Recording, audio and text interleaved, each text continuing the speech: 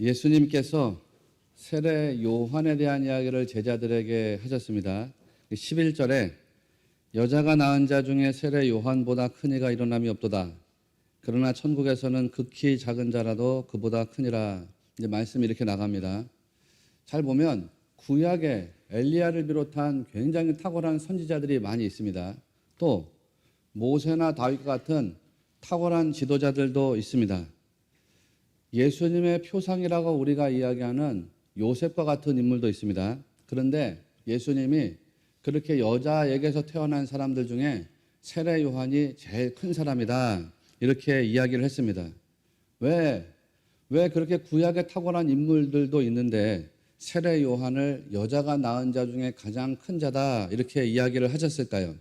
이걸 이제 우리가 잘 알아야 됩니다. 이유는 이 세례 요한이라고 하는 인물이 예수님이 그리스도다라는 사실을 가장 가까운 곳에서 가장 직접적으로 가장 분명하게 이야기를 했기 때문입니다. 다르게 말하면 증거했기 때문입니다. 구약의 어떤 인물들보다 이 천국의 실제가 되시는 예수님을 가장 가까운 곳에서 가장 직접적으로 가장 분명하게 증거한 사람이 세례 요한입니다. 그래서 세례 요한이 여자에게서 태어난 사람보다 중에서 가장 큰 사람이다. 이렇게 이야기했습니다. 그런데 그런 세례 요한도 천국에서는 또 가장 작은 자다. 이렇게 이야기합니다. 왜 그러냐? 세례 요한은 예수님의 십자가 이전의 세대이기 때문입니다. 다르게 말하면 예수님의 십자가 은혜를 직접 경험한 세대가 아니다. 그런 뜻입니다. 세례 요한이 예수님의 십자가 길을 예비한 사람이기는 분명하지만 골고다 언덕의 십자가 사건을 보지 못했습니다. 부활의 영광을 보지 못했습니다. 왜? 그는 십자가 이전의 세대이기 때문입니다. 십자가 이후의 세대들은 예수 그리스도의 십자가 희생과 그분의 부활 통해서 우리가 구원받은 인생이 되었다라는 사실을 보고 믿고 알게 됩니다. 주님이 구원하시는 직접 은혜를 경험하게 된 세대다. 그런 뜻입니다. 그러니까 여러분, 십자가 이전의 세대가 얼마나 탁월한 세대였는지 그것과 상관없이 십자가 이후의 세대가 천국에서는 큰 자들이 된다는 사실을 기억하셔야 됩니다. 그런 의미에서 저나 여러분이 천국 가면 세례 요한과 같은 사람보다 훨씬 큰 자가 된다라는 사실을 여러분 믿으시기를 바랍니다.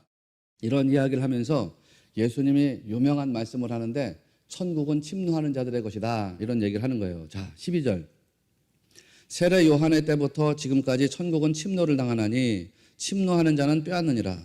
너무 유명한 말씀 아닙니까? 성도들은 이 말씀이 천국은 침노하는 자들의 것이다 라는 뜻으로 알고 있습니다. 그렇게 알고 계시는 게 옳습니다. 맞습니다. 이삭이 쌍둥이 아들을 낳았습니다. 그 쌍둥이 아들의 이름이 에서와 야곱입니다. 그런데 이 에서와 야곱이라고 하는 이 쌍둥이 형제죠. 이 쌍둥이 형제는 굉장히 특이한 관계성을 맺고 살았습니다. 굉장히 특이한 역사성을 가지고 있는 인물들입니다. 이삭이 40세 리브가와 만나서 결혼을 했습니다. 그런데 20년 동안 자녀가 없었습니다. 이삭도 아브라함이 100세에 낳은 아들이잖아요. 100세에 낳은 아들이 이삭인데 이 이삭이 결혼해서 20년 동안 자녀가 없으니까 아마 이삭의 마음에 조바심이 들었을 것입니다. 그래서 이삭이 하나님께 기도합니다. 창세기 25장 21절을 보면 이삭이 그의 아내가 임신하지 못함으로 그를 위하여 여호와께 간구하며 여호와께서 그의 간구를 들으셨으므로 그의 아내 리브가가 임신하였다. 뭐 이렇게 말씀이 나가는 거예요. 한마디로 말하면 이삭이 기도해서 자식을 낳았다. 그것입니다. 그러니까 에서와 야곱이라고 하는 이 쌍둥이 아들은 기도를 통해서 낳아진 아들입니다. 아브라함이 이삭을 100세에 낳았습니다. 그리고 이삭이 에서와 야곱을 60세에 낳았습니다. 그러니까 에서와 야곱이 출생할 때 아브라함의 나이는 160세쯤 되는 거죠. 그런데 아브라함이 몇 세까지 살았어요? 175세까지 살았지요. 그러니 이 에서와 야곱이 출생할 때 아브라함은 생존하고 있었습니다. 그들이 어린 시절을 보낼 때 할아버지와 함께 지냈다. 그런 뜻이 되는 겁니다. 자기가 160세 무렵에 자기 아들 이삭이 20년 동안 결혼하고 나서 아이를 갖지 못했는데 60세가 되어서 아이를 낳았습니다. 그것도 쌍둥이. 160세 손자 둘을 본 것입니다. 그러니까 이 아브라함 입장에서 에서와 야곱의 어린 시절이 얼마나 귀엽고 또 사랑스럽고 이뻤을까요? 그러니까 이 에서와 야곱이 할아버지 사랑을 많이 받았겠죠. 할아버지 이야기를 많이 들었겠죠. 할아버지 이야기 속에서는 대부분의 믿음에 관한 이야기니까 할아버지가 전수해줬던 믿음의 이야기를 듣고 자랐을 겁니다. 에서와 야곱이 보여주는 인생 스토리에서 하나님 우리에게 어떤 메시지를 주려는 겁니까? 아무리 은혜 안에서 태어나고 아무리 은혜 안에서 자란다고 하더라도 은혜를 사모해서 그것을 얻어내려고 하는 자가 선택받는 백성이 된다라는 사실을 보여주려는 것입니다. 에서의 이야기는 어떤 의미에서 보면 신약시대 이스라엘 백성의 스토리하고 너무 닮아 있습니다. 이스라엘이 하나님께 선택받았습니다. 하나님의 율법을 받았습니다. 그리고 하나님께서 이스라엘 백성들 중에서 메시아를 내셨습니다. 그런데 이스라엘 백성들이 메시아이신 예수님이 세상에 오셨는데 그 예수님을 얻어내려고 하지 않았습니다. 그래서 그들은 언약 바깥으로 버려졌습니다. 에서가 그와 똑같습니다. 그는 은혜 안에서 은혜로 태어난 하나님의 아들이었지만 장자의 언약을 포기해버렸습니다. 그래서 그는 하나님의 언약 바깥으로 버려진 자가 되었습니다. 반면에 야곱은 장자의 언약을 얻어내서 하나님께 선택받는 백성으로 인생이 완전히 전환되는 것을 확증했습니다. 야곱은 하나님의 말씀, 하나님의 언약을 따라갔고 에서는 하나님의 말씀, 하나님의 언약을 따르지 않았습니다. 야곱은 언약이 좋게 보여서 그 언약을 쫓아갔고 반면에 에서는 장자의 언약을 버리고 자기 안에 자기가 볼 때에 좋아하는 것, 자기 마음이 기뻐하는 것, 자기 눈이 좋아하는 것을 따라갔습니다. 이 두 사람은 쌍둥이입니다. 쌍둥이. 우리가 성경을 읽어 나가다가 간과할 때가 있죠. 에서와 야곱이 완전히 다른 족속이야. 그런데 에서와 야곱은 쌍둥이입니다. 뭘 뜻하는 건가요? 같은 부모, 같은 환경, 같은 이야기 속에서 자랐다는 뜻입니다. 그 둘은 쌍둥이 아들입니다. 같은 환경에서 자랐습니다. 같은 부모 밑에서 자랐습니다. 똑같은 이야기를 듣고 자랐습니다. 그런데 두 사람이 바라보는 게 완전히 달랐습니다. 한 사람은 언약을 바라보면서 살았고 한 사람은 자기 안에 자기를 바라보면서 살았습니다. 그게 두 사람 인생의 차이입니다. 오늘 설교 제목이 나쁜 눈은 다툼으로 가고 좋은 눈은 사명으로 간다 이겁니다. 여러분, 여러분의 눈은 무엇을 보고 있습니까? 여러분의 눈은 나쁜 눈인가요? 아니면 좋은 눈인가요? 나쁜 눈이 되느냐, 좋은 눈이 되느냐, 그에 따라서 인생이 완전히 달라집니다. 신앙은 말할 것도 없습니다. 신앙도 달라집니다. 구원이요? 구원도 달라집니다. 구원받는 미래, 구원받는 미래도 달라집니다. 이게 무서운 거죠. 좋은 눈은 어떤 눈이냐? 하나님 보게 하시는 거 보는 눈이 좋은 눈인 거예요. 나쁜 눈은 어떤 눈이냐? 내 마음에 있는 거 보려는 게 나쁜 눈인 거예요. 내 마음에 있는 대로 보려는 게 나쁜 눈인 거예요. 자, 그러면 우리 마음이 선하냐 악하냐? 따져보면 되죠. 마음은 악해요. 인간이 어려서부터 하는 생각이 악하다는 게 창세기의 증거 아닙니까? 여러분이 마음을 통해서 뭐를 본다. 여러분 마음이 선한 것 같지만 악해요. 아니요. 우리 마음으로 뭘 보면은 정욕으로 봐요. 탐심으로 봐요. 탐욕으로 봐요. 음란으로 봐요. 타락으로 봐요. 쾌락으로 봐요. 그렇기 때문에 분쟁이 나고 다툼이 나는 것이거든요. 나쁜 눈은 자기 마음대로 보려고 하는 눈이에요. 이 눈이 바뀌어야죠. 좋은 것 보게 하시는 하나님. 그 하나님이 보게 하시는 대로 볼 수 있는 안목이 열려져야 된다 이런 말씀입니다. 내 안에서 성령님이 역사하셔야지 좋게 보여지는 것입니다. 다르게 말하면 하나님이 보게 하셔야 좋은 것을 볼 수 있는 안목이 열려지는 거예요. 그렇기 때문에 여러분 신앙생활 하면서 성령을 사모해야 되는 것이고 주님의 은혜가 여러분에게 임하기를 기도하셔야 되는 것입니다. 그렇게 하나님이 보게 하시는 거 좋은 거 보게 될 때요. 인생이 하나님께서 목적하신 사명으로 흘러가게 되는 겁니다. 흘러가게 되는 거예요. 자, 예수님께서 오늘 본문에서 이야기하시기를 12절에 세례 요한의 때부터 지금까지 천국은 침노를 당하느니 침노하는 자는 빼앗느니라 이렇게 말씀했어요. 세례 요한의 때부터 이렇게 돼 있죠. 왜 모세 때부터라고 이야기하지 않고 다윗의 때로부터 이야기를 하지 않고 세례 요한의 때부터라고 이야기하느냐? 방금 말씀드렸잖아요. 세례 요한이 왜 여자가 낳은 사람 중에 가장 큰 자입니까? 그리스도를 직접 증거한 사람, 가장 가까이에서 증거한 사람, 가장 분명하게 증거한 사람이기 때문입니다. 자, 이거를 증거했다는 건 뭐냐? 세례 요한이 천국 복음을 비로소 선포했다는 뜻이죠. 천국 복음을 비로소 선포했다. 세례 요한의 메시지는 딱 두 가지 아닙니까? 회개하라. 천국이 가까이 왔다. 이거잖아요. 천국에 대해서 선포했단 말이에요. 그래서 예수님이 말씀한 거예요. 그 천국에 대해서 선포한 세례 요한 이후로부터 사람들이 천국의 비밀을 알고 침노하기 시작했다는 거예요. 세례 요한이 천국 복음을 선포한 이후로 사람들이 천국을 침노합니다. 그런데 여러분, 침노하는 자라고 하는 말이 헬라어로 비아스타이거든요. 비아스타이. 비아스타이는 원래 복수형 단어예요. 그래서 정확하게 번역하면 침노하는 자들 이런 뜻입니다. 이 침노하는 자들, 비아스타이. 이 비아스타이를 어떤 측면으로 보느냐에 따라서 해석이 완전히 달라져요. 당연히 그러겠죠. 비아스타이. 침노한다라고 하는 것을 긍정적인 관점으로 보게 되면은 이게 좋은 의미가 돼요. 침노한다. 긍정적인 관점이라는 뭐냐? 예수님께로 내가 들어간다는 것이죠. 하나님의 나라로 내가 들어간다는 뜻이 됩니다. 내가 하나님 나라로 들어갑니다. 예수님께로 내가 들어갑니다. 내가 예수님 안에, 예수님이 내 안에. 그래서 예수님과 연합을 이룹니다. 연합을 이루는 건 좋은 거죠. 내가 예수님과 연합을 이루니까 내가 하나님 나라 전진하게 하는, 하나님 나라 확장하게 하는 하나님의 일꾼으로 쓰임받게 되겠죠. 당연히. 그러니까 사명으로 흘러가는 인생이 되는 것입니다. 좋은 것입니다. 그러나 반면에 비아스타이를 부정적인 관점으로 보게 되면 완전히 달라지죠. 완전히 달라지죠. 비아스타이. 천국을 예를 들면 공격하는 자가 된다. 천국을 대적하는 자가 된다. 그렇게 되니까 부정적인 관점이 되겠죠. 세례 요한이 천국 복음을 선포했는데 그 이후로부터 천국 복음을 공격하는 사람들이 생겼다는 것입니다. 천국 복음 안으로 들어가려는 자들이 아니라 천국 복음과 대적해서 그 천국 복음을 공격하는 자들이 생겼다. 그런 뜻이 되는 겁니다. 비아스타이를 부정적으로 보면 그렇게 됩니다. 다르게 말하면 예수님을 대적하고 예수님을 공격하는 사람들이 된다는 것입니다. 예수님 공격하고 예수님 대적하는 사람들 결국 뭐예요? 다투는 사람들이죠. 다투는 사람들. 하나님 나라를 방해하고 회방하는 사람들이 된다는 뜻입니다. 여러분 이어지는 말씀을 잘 보시라고요. 14절에서 만일 너희가 즐겨 받을진대 오리라 한 엘리야가 곧 이 사람이니라 이렇게 말했어요. 유대 사람들은 엘리야가 올 거라고 생각했다는 겁니다. 언제? 메시아가 오기 전에. 왜? 말라기서 4장 말씀을 보니까 이런 말씀이 있어요. 말라기 4장 5절에 보라 여호와의 크고 두려운 날이 이르기 전에 내가 선지자 엘리야를 너희에게 보내리니 이런 말씀이 있거든요. 여호와의 크고 두려운 날이라고 하는 건 심판의 날이죠. 심판의 날에 이르기 전에 내가 선지자 엘리야를 보내겠다 그랬어요. 그 말라기 3장 1절 말씀 보면 그 선지자를 먼저 보내서 주의 길을 예비하게 시키겠다는 말씀이 나가는 거예요.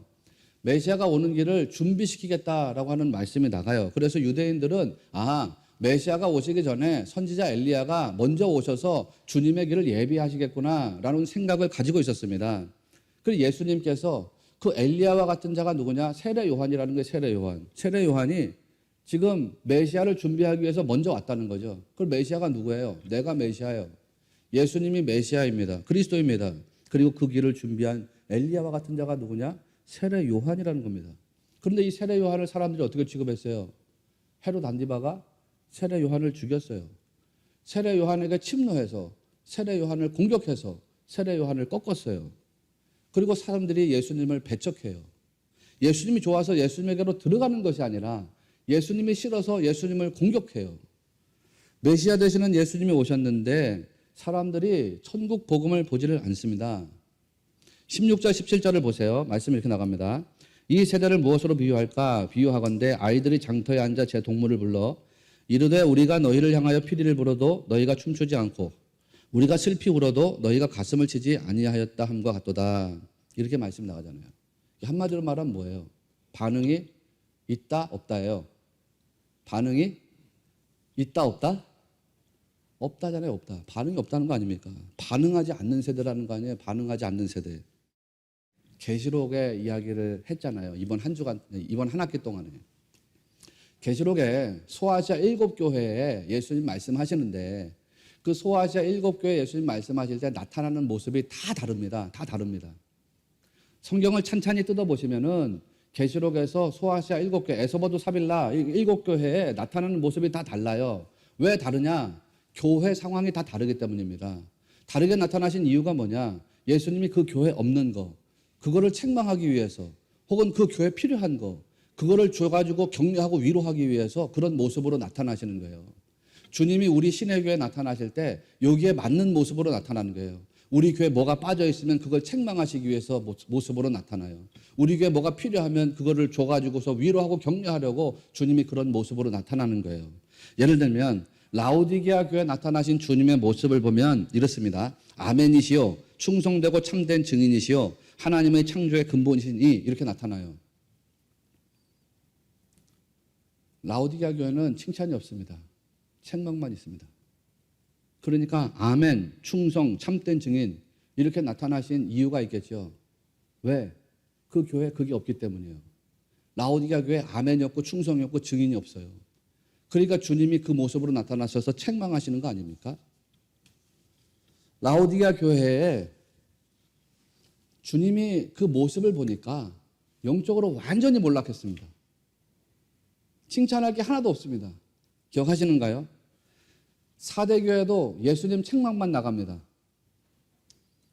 소아시아 7교회 중에서 책망받은 교회 4대 라오디게아. 그런데 그렇게 책망만 받는 4대 교회에도 칭찬할 거리가 하나는 있습니다. 그게 뭐냐? 계시록 3장 4절을 보니까 그 옷을 더럽히지 않은 몇 명이 있다는 거예요. 교회가 영적으로 완전히 몰락했는데 모든 성도가 다 타락한 게 아니라 그 중에 몇 사람은 옷을 더럽히지 않은 순결한 성도들이 있더라는 거예요. 그게 4대 교회의 모습이에요. 살았다 하는 이름은 가졌으나 죽은 자로다. 그런데 라오디게아 교회는 그마저도 없어요. 아무것도 없어요. 완전히 타락했어요. 영적으로 완전히 몰락했어요. 그런데 그렇게 영적으로 완전히 몰락하고 타락한 것의 출발이 어디 있느냐? 출발이 아멘이 없다는 거예요. 아멘. 아멘이 실종됐다는 거예요. 교회에서 아멘이 사라졌습니다. 말씀을 들어도 반응이 없습니다. 말씀을 봐도 반응이 없습니다. 라오디게아 교회 모습입니다. 아멘과 충성과 증인이 다 사라지게 됐습니다. 교회의 존재 이유가 사라졌습니다. 그러니까 주님이 그 교회를 책망하세요. 그러면서 하는 말이 뭐예요? 두 가지를 얘기하잖아요. 그러니 너희가 열심을 내라, 회개해라. 그 얘기를 하는 거예요. 예수님께서 지금 세대를 보면서 이 세대가 반응이 없는 세대다. 이렇게 탄식하셨습니다. 다르게 말하면 완악한 세대라는 완악한 세대. 그렇게 완악한 마음 돼서 반응이 없으니까 어떻게 나갑니까? 완악한 세대가 돼서 반응이 없으니까 어디로 나가느냐? 다툼으로 나가요. 다툼으로. 18절 이하를 보세요. 세례 요한은 금식한다고 비난하고요. 예수님은 먹는다고 비난하지 않습니까? 지난주에 말씀드렸잖아요. 이래도 비난, 저래도 비난, 저래도 비난, 이래도 비난. 뭐 하는 마음을 가진 거예요? 다투는 마음을 가지고 있어요. 다투는 마음. 여러분, 이게 사실 완악한 사람의 특징 아닙니까? 어떻게든지 한번 내가 다투는 자가 되어봐야 되겠다. 이런 사람들은 천국이 좋아서 침노하는 게 아닙니다. 천국이 미워서 침노하는 것입니다. 예수님이 좋아요. 구원받는 게 좋아요. 그래서 예수님께 들어오는 게 아닙니다. 예수님이 미워요. 예수님이 싫어요. 그래서 예수님을 침노하는 것입니다. 공격하는 겁니다. 그 대표적인 사람들이 누구예요? 성경에 보니까 바리새인들이죠. 바리새인들. 예수님을 공격했습니다. 하나님이 보게 하는 진리가 하나님 나라인데 그들이 하나님 나라를 보질 않습니다. 하나님이 보게 하시는 진리가 하나님 나라의 실체가 되시는 예수 그리스도인데 그들이 예수 그리스도를 보지를 않습니다. 다르게 말하면 진리를 보지 못하고 천국 복음을 보지 못했습니다. 왜? 자기가 보고 싶은 거를 자꾸 보려고 하니까. 자기 안에 있는 자아를 투영해서 보려고 하니까. 자기가 보고 싶은 것을 보고 주님을 배척했습니다. 대적했습니다. 공격했습니다. 성경은 그거를 완악한 마음이라고 그래요. 완악한 마음. 모세와 대적했던 바로의 마음이 완악함인데요. 바리새인들이 그하고 똑같은 마음이었다는 거죠. 마가복음 3장에 보면 예수님이 안식일에 회당에서 손 마른 사람을 고쳐주지 않습니까? 그때 바리새인들이 어떻게 하면 저 예수를 잡아가지고 고발할까? 건수를 잡으려고 그래요. 안식일에 사람 고치나 안 고치나 보자. 근데 예수님이 고쳐주죠. 그러면서 예수님께서 그 바리새인들 안에 있는 마음이 완악한 마음이다라는 것을 이야기하세요. 그 완악한 마음을 보셨다는 거죠. 완악하다라는 게 이제 헬라어로 포로세이라는 단어인데 포로세이는 단단하게 굳어져가지고 둔해진 마음이라는 뜻입니다. 마음이 둔해졌다는 거죠. 히브리 말로는 하자크라고 하는 단어인데 하자크라고 하는 거는 묶어서 맨다는 뜻이에요. 고집한다 이런 뜻이에요. 왜 사람의 마음이 굳어지느냐 보니까 내 고집으로 묶어 매기 때문이라는 거예요. 하나님 보게 하는 게 보이지 않으니까 하나님 말씀이 들리겠습니까? 안 들리겠지요. 그 말씀이 보이지도 않고 말씀이 들리지도 않습니다. 그런 사람들이 어떻게 되느냐? 예수님 대적한다 이 말이에요. 그래서 결국에는 하나님 나라를 방해하는 회방꾼이 되는 것입니다. 여러분, 그런 마음의 완악함이 다 풀려져 나가야 됩니다. 혹시 여러분 안에 그런 완악함이 있다 그러면 풀려 나가시고 여러분 가족 중에 누구 완악한 사람이 있으면 풀려져 나가고, 우리가 또 누구 전도하기로 했잖아요. 내가 전도해야 될 사람의 마음이 고집으로 묶여져 있어요. 완악함이 있다 그러면 그 사람의 마음이 영혼이 주님의 은혜로 풀려져 나가게 되기를 기도하고 그렇게 되시기를 축원합니다. 풀려 나가야 돼요. 풀려 나가야 돼요. 열왕기하 5장 말씀을 보면은 나아만이라는 사람이 나와요. 이 나아만이 아람 군대 장관입니다. 왕한테 얼마나 총애를 받는지. 그런데 이 사람이 나병에 걸렸습니다. 자기가 포로로 잡아온 여종이 있는데 자기 집에서 일하는 여종이 나병 걸린 나아만 장군한테 이야기하는데, 우리나라에 가면, 자기 나라는 북이스라엘이죠. 나라에 가면은 선지자가 있는데 그 선지자가 당신의 병을 고쳐줄 것 같습니다. 그 얘기를 해요.